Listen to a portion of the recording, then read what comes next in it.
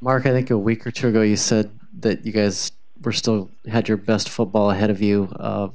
Usually teams are either getting better or fading away. Do you feel like you're just starting to take off now with Vernon back, and that really helped out the defense a lot, the way your offense was playing? I think we're definitely playing better in phases, and then still just need to put the complete thing together.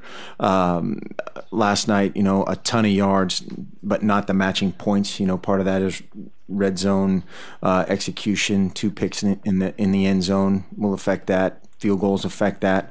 So obviously we want to finish those with touchdowns. And then there's always errors like we talked about last night, whether it's coverage or fits or tackling that are kind of glossed over in the win. And then obviously a ton of special team stuff that I mean, it literally is installation day one type mistakes that happened last night that can't happen going forward. But as a whole, a ton of improvement and need to stay on that trend. With Vernon and his escapability or designed run plays, how much do you feel like that opened up lanes for Royce and the other running backs behind him? A ton.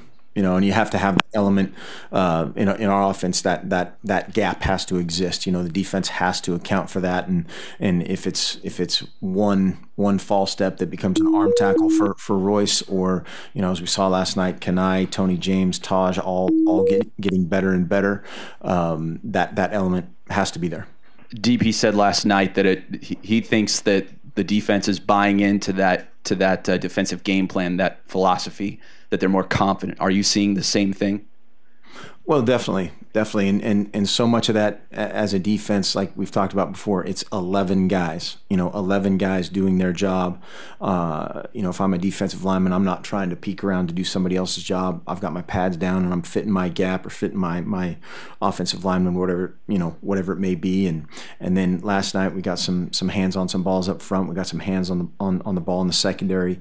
Made a lot more plays on the ball than we have in the past, and that's contagious too. We need to catch it.